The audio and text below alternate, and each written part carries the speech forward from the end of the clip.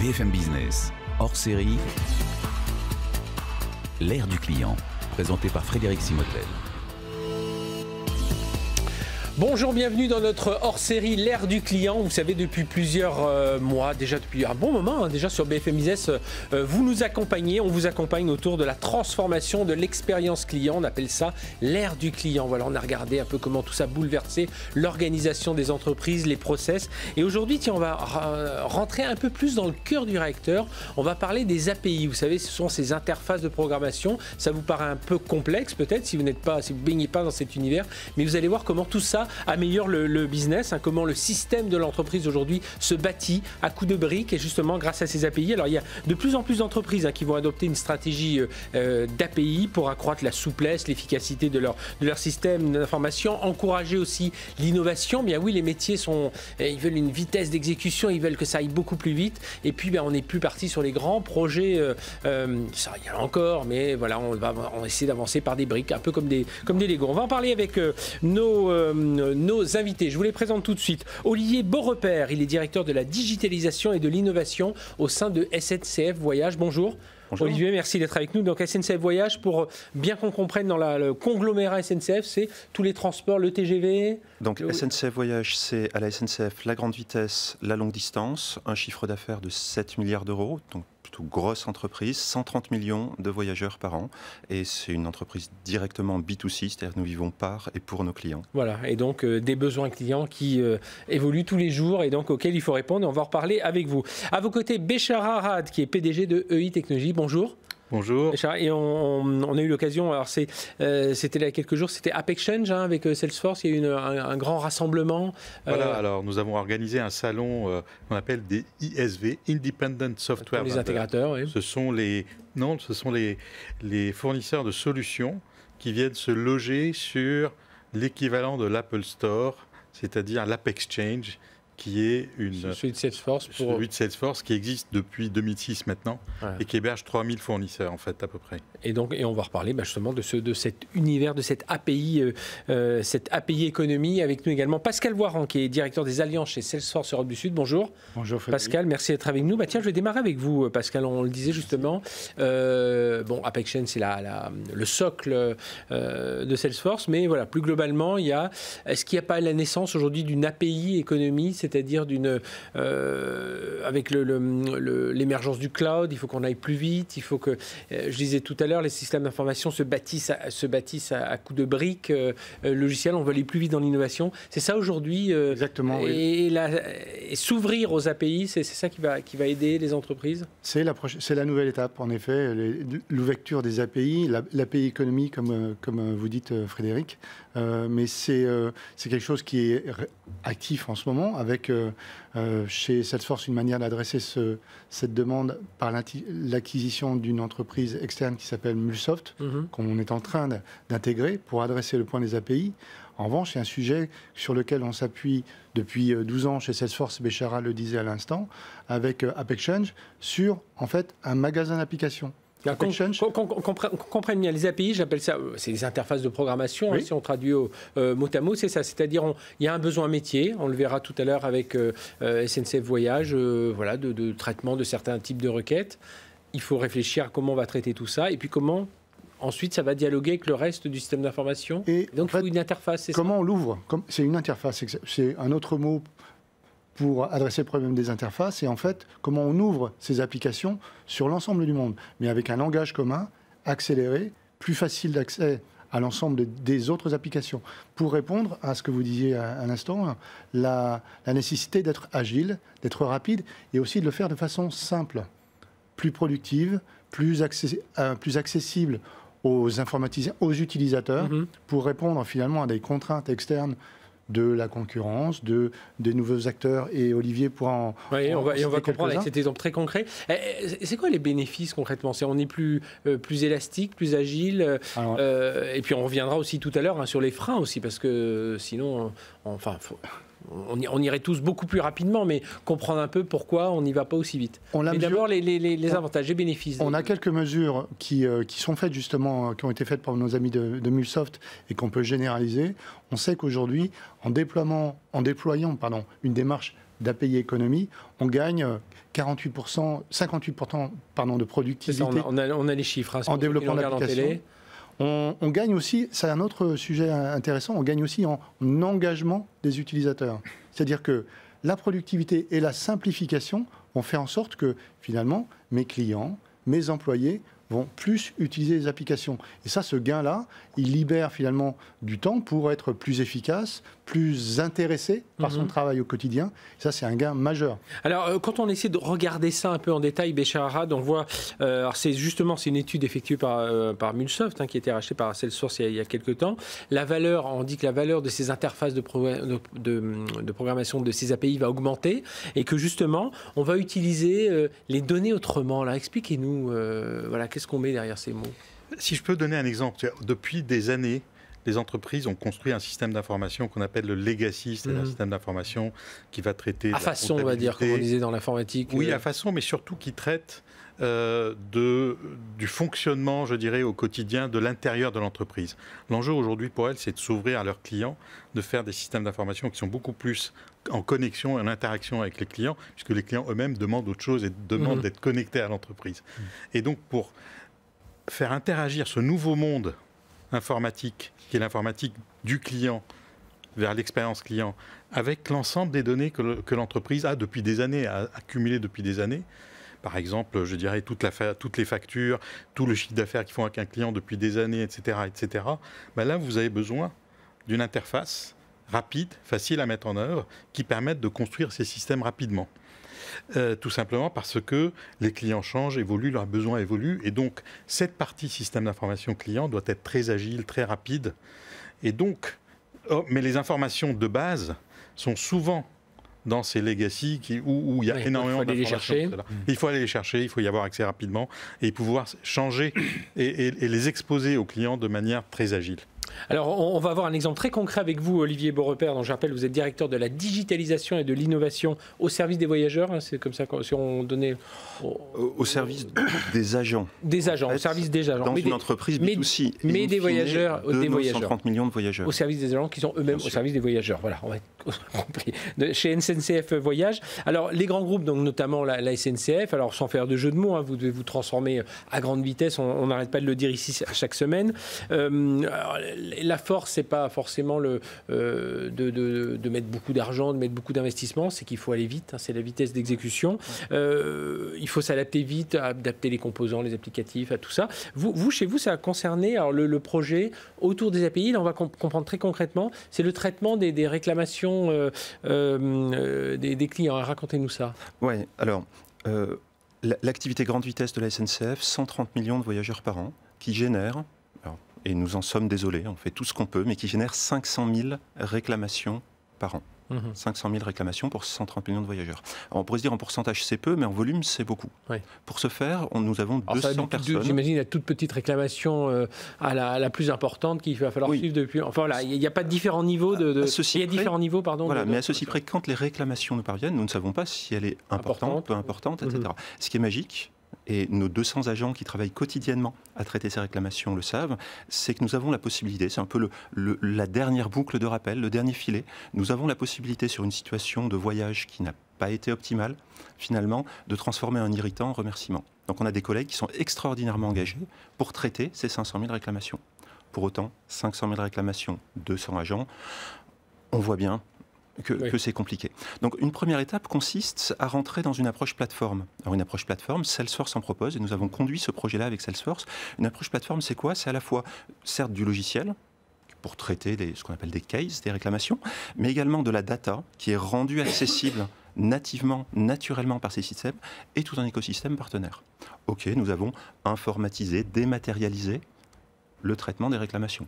Très concrètement, cela veut dire qu'on reçoit moins de réclamations par courrier, puisqu'on peut le faire en ligne depuis son smartphone, etc., etc. Maintenant, comment souhaite-t-on aller au-delà? Alors, aller au-delà, c'est quoi? Par exemple, si on prend des exemples comme, alors, nous en sommes navrés, mais cela arrive, la gare Montparnasse qui est complètement en vrac, ou des mouvements sociaux d'ampleur qui font que le stock de réclamations s'accroît considérablement. Nos 200 agents employés n'y suffiront pas. Oui, donc là, on se dit, tout à coup, faire venir comment innover? Personne. Non, c'est pas le sens de l'histoire. Bon, comment prendre les choses différemment? Comment innover? Comme cette donnée est accessible, la donnée de toutes ces réclamations, finalement, on peut faire, alors c'est un peu technique, mais on va parler d'analyse exploratoire des données, ce sont des statistiques, d'intelligence artificielle. Alors je ne suis absolument pas, je n'ai jamais été un expert en intelligence artificielle, on n'en a même pas à la SNCF. Mais finalement, d'avoir cette donnée accessible, un écosystème de partenaires, nous a permis, en quelques mois, donc en 3 mois, finalement, d'explorer les données et de trouver des méthodes de traitement, alors partiellement automatisées, qui ont permis de répondre à nos clients, et en diminuant le temps de réponse de 1 mois à 4 ou 5 jours. Concrètement, comment ça marche? C'est-à-dire qu'un agent va traiter une réclamation et le système, finalement, va analyser dans le stock de réclamations quelles sont les 10, 15, 20 réclamations très similaires pour le proposer à l'agent et lui permettre, finalement, de ne pas en traiter une, mais d'en traiter 20 ou 25 à la fois. Et ce qui va, j'imagine, pour des cas plus compliqués, que les agents se consacrent davantage à ces cas moins nombreux, mais donc, parfois beaucoup plus compliqués. Juste pour donner un chiffre, puis après je m'arrête là-dessus, nous avions au début de l'été 70 000 réclamations, on va dire en souffrance.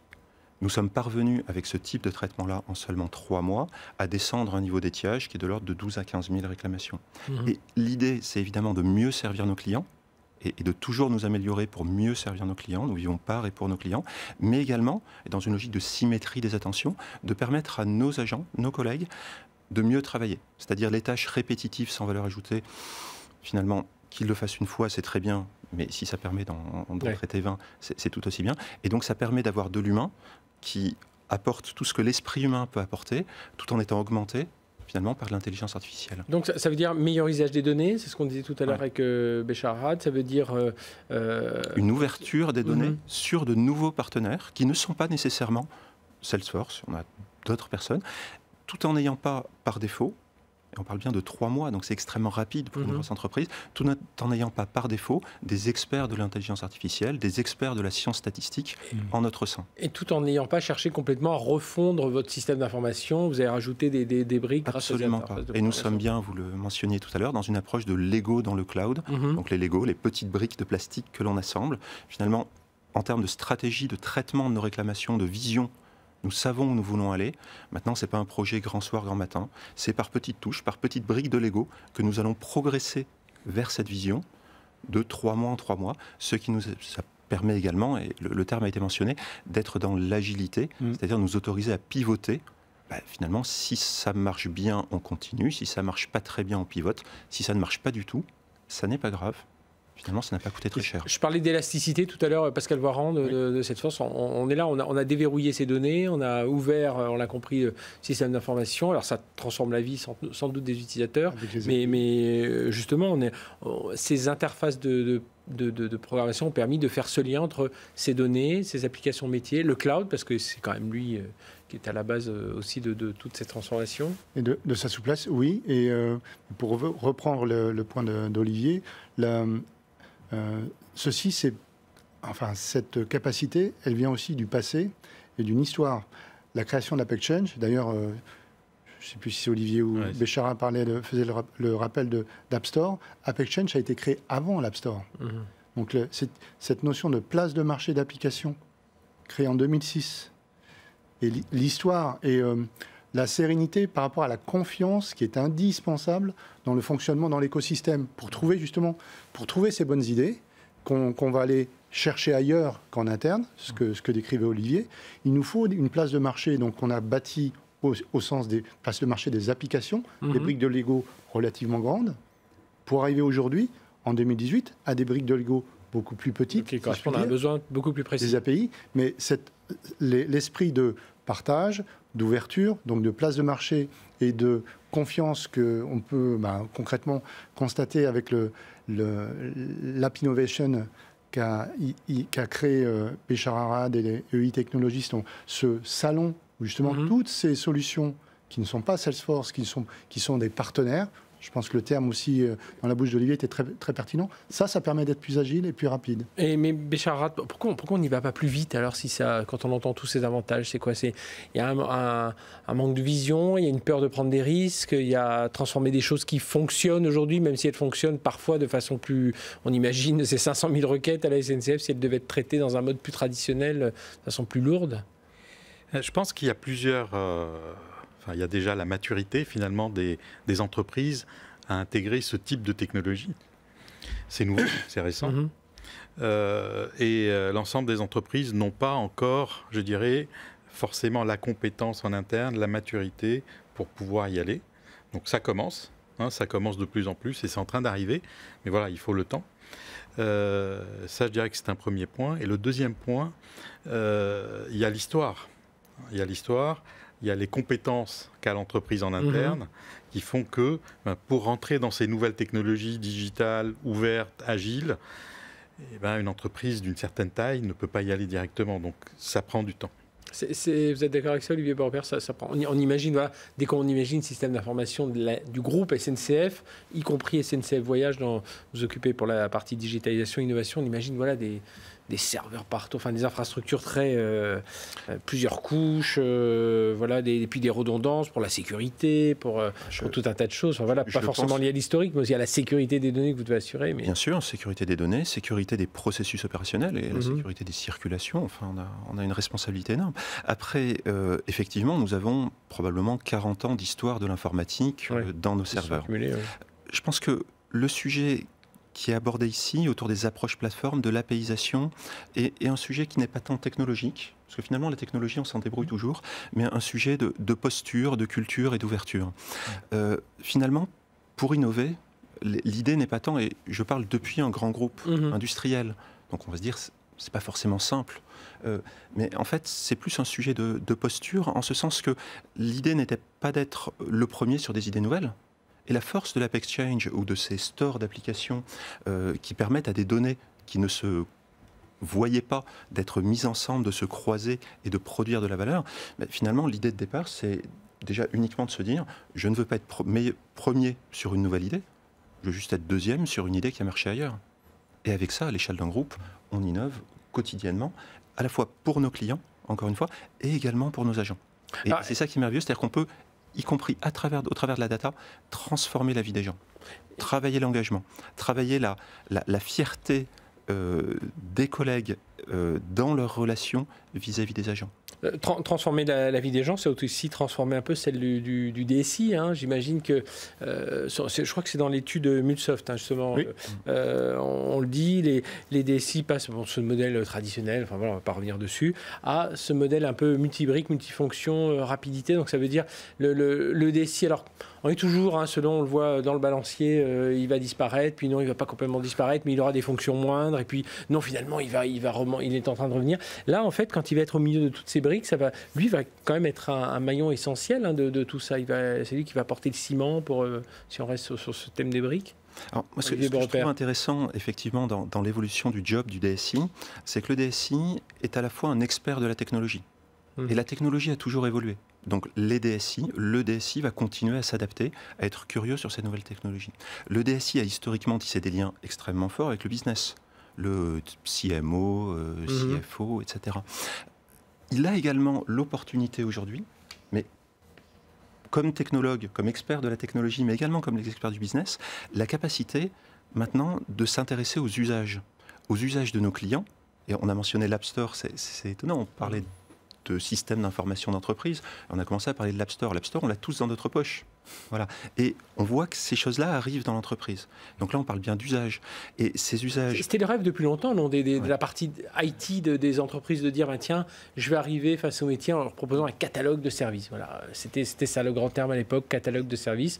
Bon, maintenant, on parle de magasin d'applications. Et tout l'enjeu maintenant serait peut-être que l'IT et les métiers aillent vers les clients et vers les employés avec un catalogue, une proposition de valeur qui s'implémente dans des apps et qu'on puisse utiliser. Finalement, le digital a transformé nos vies, mais n'a pas encore transformé nos boulots.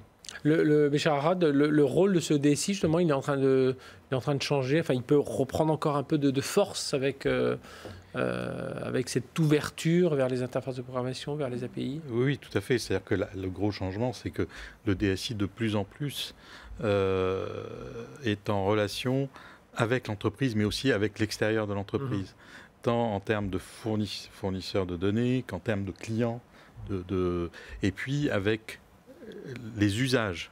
Et ça, je dirais, je pense que ça, c'est très bien dit par Olivier, c'est un changement fondamental dans ce rôle-là. Forcément, le fait qu'il a à sa disposition des outils qui apportent la souplesse nécessaire et l'ouverture nécessaire pour s'intégrer et s'interfacer avec l'ensemble de ces systèmes d'information va l'aider. Pascal Baran, est-ce qu'on ne s'enferme pas trop? Tout à l'heure, je parlais des freins, des obstacles. Alors, je trouve qu'à travers, enfin en filigrane, pour ceux qui nous écoutent, qui nous regardent, peut-être que ce qui peut être un frein à cette stratégie d'ouverture, c'est c'est plus la vision que n'ont pas certains DSI ou qui peuvent pas bouger parce que le métier de leur entreprise c'est compliqué, parce que culturellement c'est compliqué. Oui. Mais est-ce que en ouvrant un peu toute cette stratégie autour des interfaces de programmation, on risque pas de tomber aussi dans un travers de revenir dans un discours très technique, très techno? On va parler aux développeurs, aux analystes. Non, je ne pense pas. Au contraire, on parlait là à l'instant d'un travail en équipe. La technologie, elle va libérer des initiatives, elle va libérer de l'imagination, de l'innovation. En revanche, elle va libérer aussi une capacité à travailler en équipe, en confiance. Attention, équipe, confiance, avec, vous parliez du DSI, mais le DSI qui peut, en se retrouvant dans une relation de confiance, un contrat de confiance même, pourquoi pas, pour paraphraser une grande marque, avec le directeur marketing, le directeur général, le directeur commercial, voire d'autres membres de l'équipe de confiance, comme on le vit avec UI Technologies dans cette table ronde, avec des acteurs régulateurs. On parle de RGPD. Voilà quelque chose qui a un impact dans notre vie, dans notre utilisation quotidienne en tant que consommateur perso et bien sûr dans la vie du DSI. Non, je pense qu'au contraire, on libère la capacité d'innovation et chez Salesforce, on montre aussi que cette innovation, on peut la faire dans des grandes entreprises comme la SNCF, aussi bien comme des toutes petites entreprises, puisqu'on est présent dans un large spectre de clients. Innovation, en travail en équipe, pour adresser un sujet qui est le sujet du client. Oui, Olivier Bropper. Oui, et je pense même au-delà de ça, quand on parle d'équipe, quand on parle de partenaires, nous tenons au travers de cette APIisation, de cette ouverture du système d'information, ouverture de la donnée, ça arrive même sur l'open data, nous avons la capacité de co-construire avec nos clients. Ouvrons, libérons de la donnée, la SNCF le fait énormément. Donc pour vous, vous ne voyez pas un risque de trop décentraliser l'informatique? Au contraire, vous dites on l'ouvre... Non, parce qu'il y aura toujours du régalien. On a parlé de RGPD, GDPR. Il y aura toujours des sujets d'architecture et d'architecture d'entreprise du système d'information. Donc une dimension, une donne très régalienne. Mais après, le fait d'ouvrir, de rendre accessible des bouts de code, de la donnée, etc.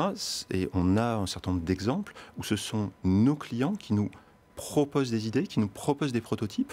Et finalement, comme cela coûte relativement peu cher à faire, on a même des exemples, je pense à une offre à destination des jeunes qui s'appelle TGV Max, un produit de la SNCF. On a des jeunes clients utilisateurs de TGV Max qui nous disent « mais finalement il me manquerait telle ou telle fonctionnalité, je l'ai développée, qu'en pensez-vous » Et ils appellent le directeur marketing de TGV pour lui dire « là j'ai quelque chose, en même temps je ne sais pas trop quoi en faire, je ne sais pas si j'ai le droit, mais voilà un nouveau service ». Et tout ça ils l'ont fait en utilisant des API et de la data qui avaient été libérés, rendus publics par la SNCF.